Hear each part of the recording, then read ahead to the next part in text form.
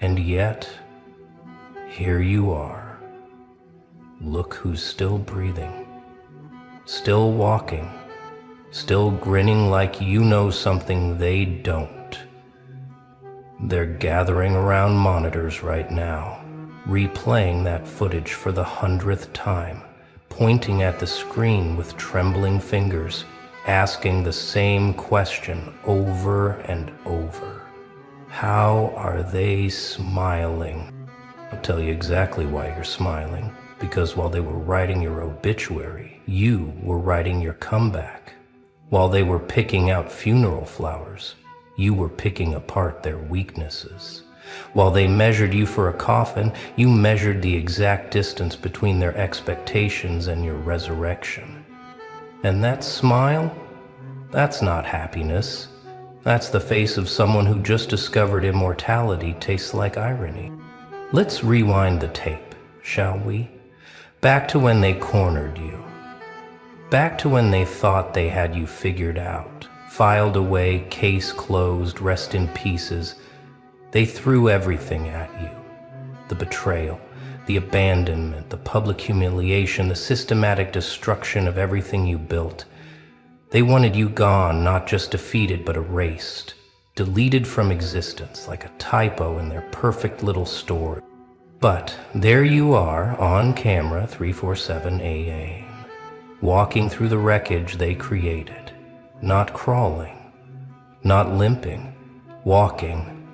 And that smile on your face isn't forced or fake or desperate. Nope, that's the smile of someone who just realized the joke was on them the whole time. Because they didn't kill you. They killed the version of you that was holding you back. Nobody survives this, they said, like they were doctors delivering a terminal diagnosis, like they'd seen this movie before and knew how it ended. They had statistics, case studies, examples of everyone who'd faced what you faced and crumbled into dust. They spoke with such certainty, such authority, like they were reading from a script written by fate itself. But here's what they didn't understand. You were never nobody. You were always the exception, hiding in plain sight, the glitch in their matrix, the variable they forgot to account for in their equations. While they were calculating your expiration date, you were calculating something else entirely. The exact amount of pain required to transform carbon into diamond. They said no one comes back from that kind of betrayal. No one recovers from that level of loss. No one walks away from that much damage with their mind intact. And technically they were right. The person who walked into that storm didn't walk out. Something else emerged. Something they don't have a name for. Something that feeds on the very poison they thought would kill you. You want to know why you're smiling in that footage?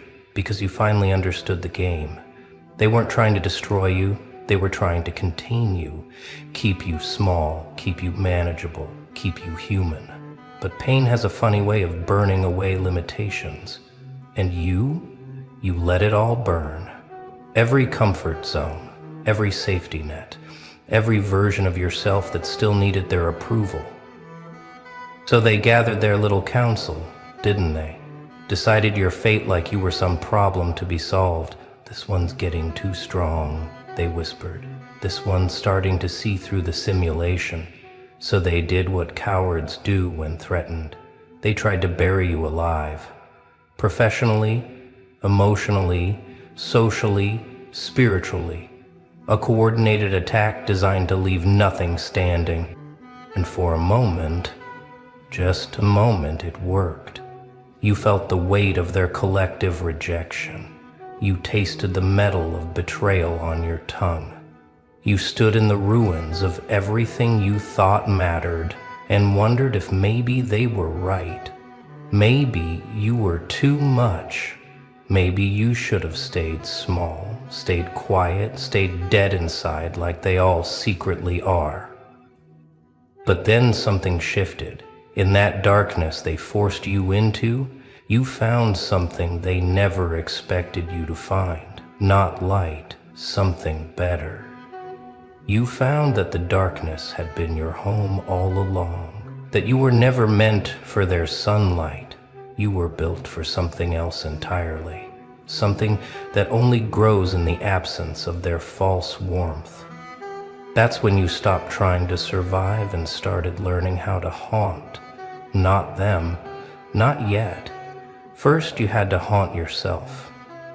Every weakness, every soft spot, every place where their opinions still mattered. You walked through your own graveyard, collecting the bones of who you used to be. And with those bones, you built something new, something that doesn't need permission to exist. They're studying that CCTV footage like archaeologists studying an impossible artifact, frame by frame, trying to understand how someone can smile like that after losing everything. They expected tears. They expected breakdown. They expected to see you shuffling through life like a ghost of your former self. Instead, they see you walking with purpose, with presence, with power. What they don't understand is that everything they took was nothing. Jobs can be replaced. Money can be earned. Friends who abandon you were never friends. Love that comes with conditions isn't love. They thought they were taking your life away, but all they did was clear the stage, remove the props, strip away the distractions. And what remained? Just you, the real you, the one they were so desperately trying to keep buried. You know what's really bothering them about that footage? It's not just the smile. It's the way you move, like someone who's been freed from invisible chains. Like someone who just discovered they can walk through walls. There's a fluidity to your movement that wasn't there before, a confidence that comes from knowing you've already survived your own death. They keep rewinding to the moment you pass directly under the camera, the moment your face is clearest, because in that split second, they see something that terrifies them. Recognition. You see the camera. You know they're watching, and that smile gets wider. Not because you're happy, because you want them to know that you know that their surveillance is no longer control. It's just entertainment now. Rest in peace, they said, sent flowers to your old life, wrote eulogies for your reputation. Some even had the audacity to say they'd miss you, the version of you they could manipulate.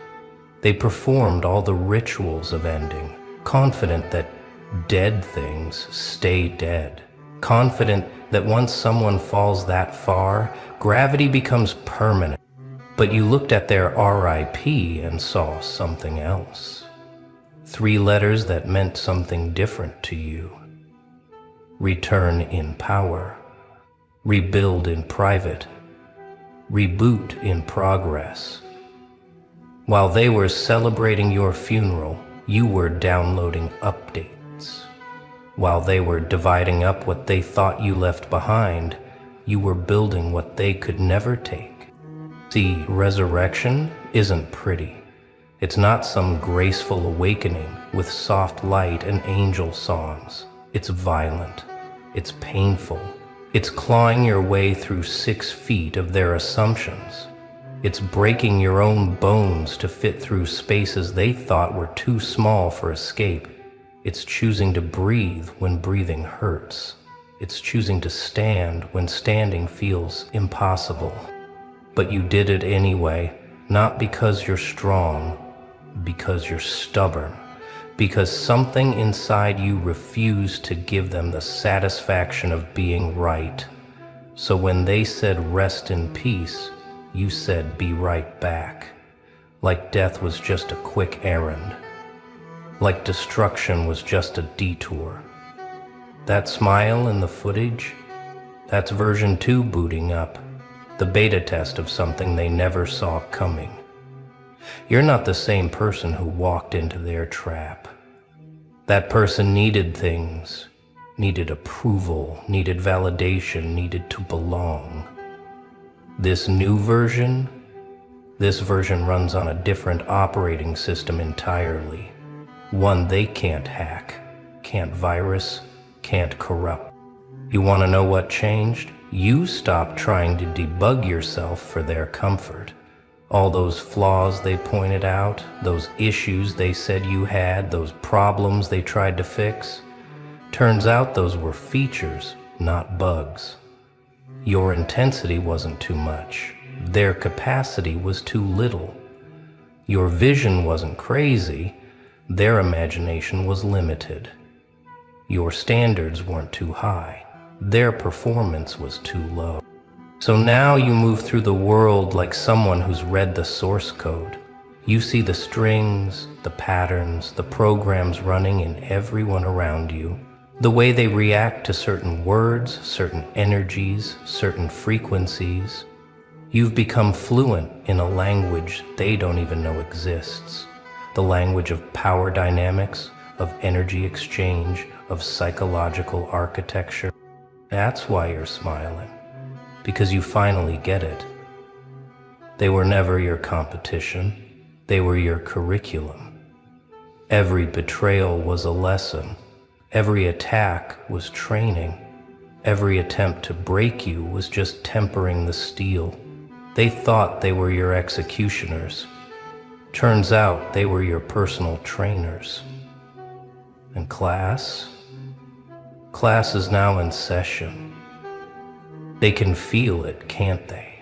The shift in the atmosphere when you enter a room, the way conversations pause, not from fear but from recognition that something fundamental has changed. You're broadcasting on a different frequency now, one that makes their small talk sound like static, one that makes their pretenses transparent as glass. It's not that you're trying to intimidate, you just exist at a voltage that makes their circuits spark. They look at you and feel the cognitive dissonance. This is the person we tried to destroy. This is the person we said wouldn't survive. Yet here you are, more alive than any of them have ever been, more present, more real, more dangerous in your authenticity than they are in their masks. You know what really disturbs them? You're not bitter.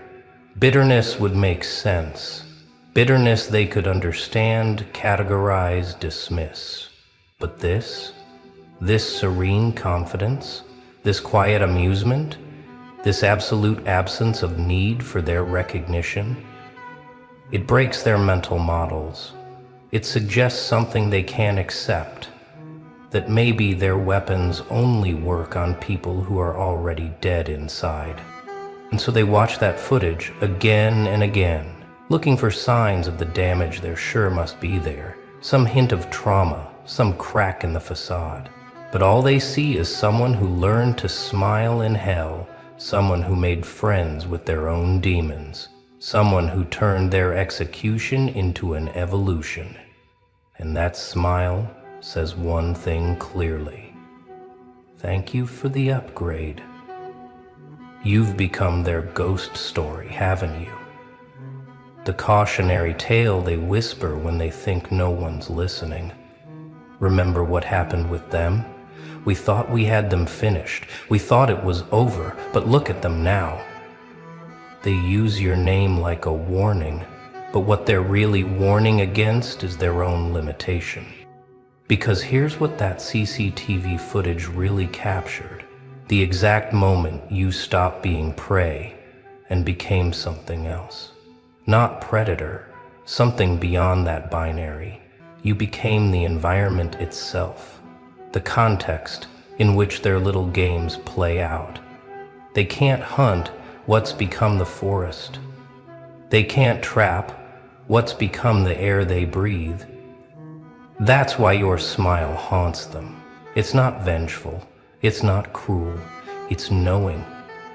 It's the smile of someone who's seen behind the curtain and realized the wizard was just a scared child pressing buttons. It's the smile of someone who's discovered that the only power they ever had over you was the power you gave them. And you've revoked all permissions. They replay that footage because they're trying to solve you like a puzzle. But you're not a puzzle anymore. You're a mirror. And every time they look at you, they see their own limitations reflected back. They see how small their world really is, how fragile their control, how temporary their victories. And it terrifies them more than your anger ever could. So now you walk through their world like a tourist visiting a museum. Everything they stress about looks quaint to you now. Their hierarchies, their drama, their desperate grasping for control. You see it all for what it is, a game played by people who forgot they made up the rules. People who forgot they could simply stop playing.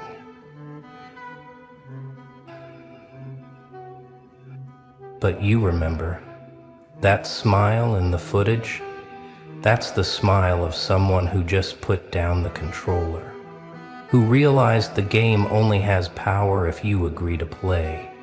Their promotions, their exclusions, their approvals and disapprovals, it all looks like children arguing over toy crowns. Because you've found real power, the kind that doesn't need external validation. You've become ungovernable, not in a rebellious way, in a transcendent way. Their rules simply don't apply to your operating system anymore. It's like trying to run software on hardware it wasn't designed for. Error message after error message. They keep trying to input commands, but you're running on a different architecture now. One they didn't program, one they can't control. And the beautiful irony, they created this. Every attack, every betrayal, every attempt to diminish you, it all just pushed you further outside their reach. They wanted you gone, but instead, they set you free. Free from needing their world to make sense. Free from requiring their permission to exist. Free from the cage of caring what they think. That CCTV footage has become something else now, hasn't it? Not evidence of survival, evidence of evolution. You're not just alive, you're broadcasting. Every step you take sends ripples through their carefully constructed reality. Every breath you breathe reminds them that their maps were wrong. That nobody survives this was just another lie they told themselves. Because you didn't just survive, you alchemized, turned poison into medicine, turned endings into beginnings, turned their rest in peace into your be right back, with interest. And now you move through the world like someone who's died and discovered death was just another room in an infinite house, just another experience to collect, just another limitation to transcend. They want to know your secret, how you smile like that, how you walk like that, how you exist like that after what they did. But the secret is there is no secret, just the simple recognition that they never had the power to kill what was truly alive in you. They could only kill the parts that were already dying, the parts that needed their approval, the parts that believed their version of reality.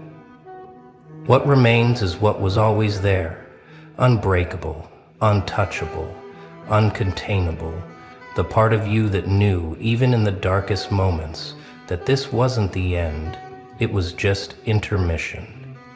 And now the real show begins. The one where you stop auditioning for their approval and start performing for an audience of one, yourself.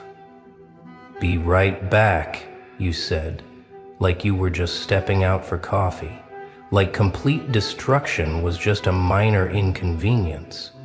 They laughed at first, then they waited, then they worried, because your absence started to feel less like defeat and more like preparation, less like ending and more like metamorphosis.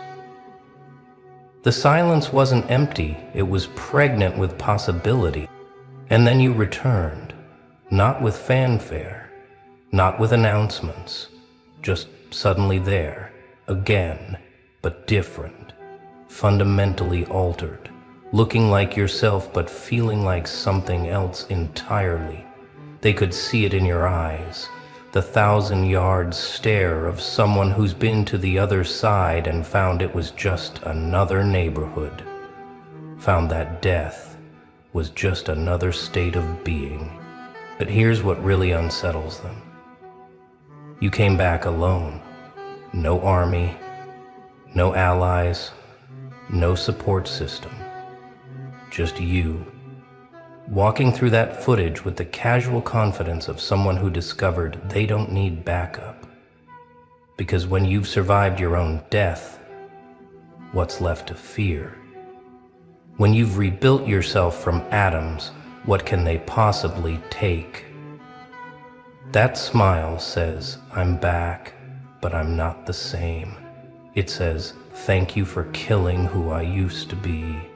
It says you have no idea what you've unleashed. Because resurrection isn't about returning to what was. It's about becoming what was always meant to be. And what you were meant to be, apparently, was unstoppable. They're having meetings about you now. Emergency sessions. How do we handle this? They ask each other. How do we contain someone who's already escaped? They're realizing, slowly, that they created their own problem. That in trying to destroy you, they removed all your limitations. In trying to end you, they freed you from ending. Because here's what that footage really shows. Someone who's graduated from their game. Someone who's transcended their entire system of rewards and punishments. You can't threaten someone who's already lost everything and found themselves in the process. You can't bribe someone who's discovered that everything they were chasing was worthless. You can't control someone who's learned to source their power internally. So they watch you smile and they feel the paradigm shifting, feel their worldview cracking. Because if you can survive what you survived, if you can smile after what they did, then maybe everything they believed about power was wrong. Maybe their whole system is built on illusions. Maybe the emperor has no clothes and you're the child pointing and laughing. That's the real reason they can't stop watching that footage. It's not about you anymore. It's about what you represent. The possibility that their weapons only work on people who believe in them. The possibility that destruction might just be construction in disguise. The possibility that every ending they create is just someone else's beginning.